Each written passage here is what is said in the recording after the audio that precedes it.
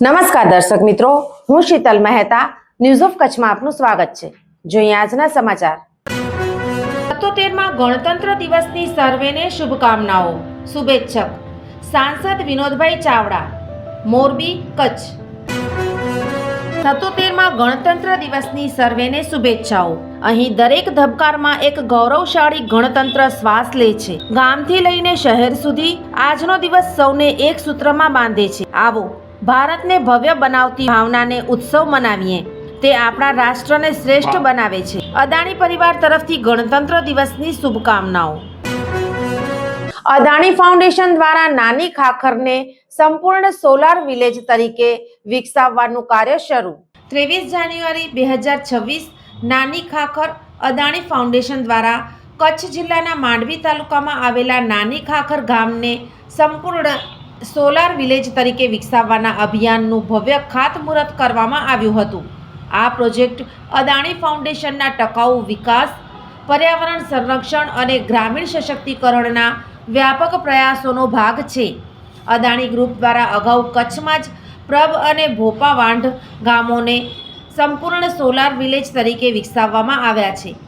આ ગામોમાં 750થી વધુ ઘરોને રૂફટોપ સોલાર સિસ્ટમ દ્વારા સૌર ઉર્જા મેળવી રહ્યા છે અને તે કચ્છના પ્રથમ સંપૂર્ણ સોલાર વિલેજ તરીકે ચમકી રહ્યા છે. અદાણી ગ્રુપની આ સફળતા બાદ નાની ખાખર આ શ્રેણીમાં ત્રીજું ગામ બની રહ્યું છે.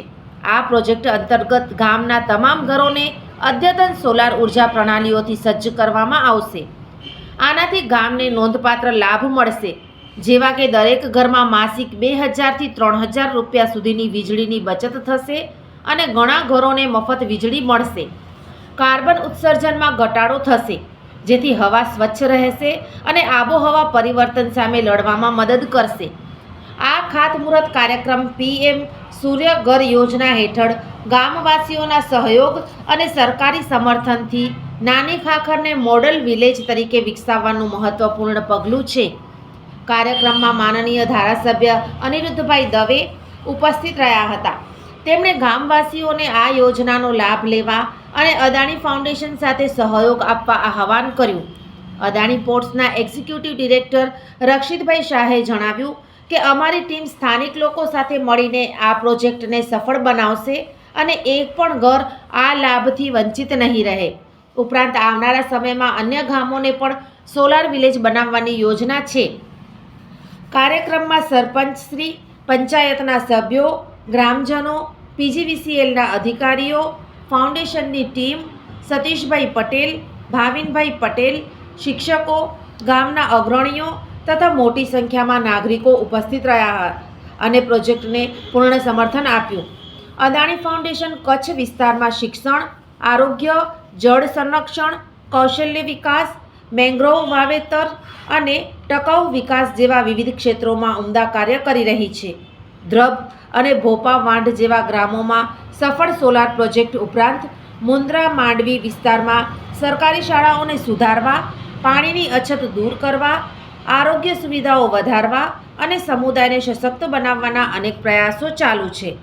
નાની ખાખર ગામના લોકો તરફથી મળી રહેલો ઉત્તમ સાથ અને સહકાર આ પ્રોજેક્ટને વધુ મજબૂત બનાવી રહ્યો છે. અદાણી ફાઉન્ડેશન આ વિસ્તારના વિકાસ માટે સતત કટિબદ્ધ રહેશે અને આવનારા સમયમાં પણ આ દિશામાં વધુ કાર્ય કરવા તૈયાર છે. 77માં ગણતંત્ર દિવસની હાર્દિક શુભકામનાઓ. The Gandhidham chamber of commerce and industry પ્રમુખ તેજા કાનગડ, ઉપપ્રમુખ દીપક પારેખ, માનદ મંત્રી મહેશ તીર્થાણી, માનદ સહમંત્રી જતીન અગ્રવાલ, ખજાનચી કૈલેશ ગોર તેમજ કારોબારી સમિતિ સર્વ સભ્યશ્રીઓ અને કર્મચારી ગણ. 77માં ગણતંત્ર દિવસની હાર્દિક શુભકામનાઓ. Deendayal port authority, Kandla, powering India's maritime Amritkaal, India's first all electric green tug, India's first 5 TPD green methanol facility at DPA Kandla, upcoming 5 megawatt green hydrogen facility at Kandla, upcoming 6 km megaport terminal at Kandla, upcoming shipbuilding facility at Kandla, introducing green hydrogen based mobility solutions, Introducing Magnetic Levitation Based Hyperloop Transportation System Pilot. Go Green Kandla.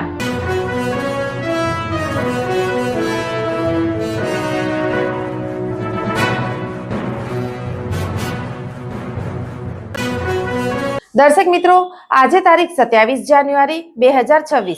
આ હતા આજના સમાચાર. આવતીકાલે ફરી મળીશું. ત્યાં સુધી મને રજા આપશો. નમસ્કાર.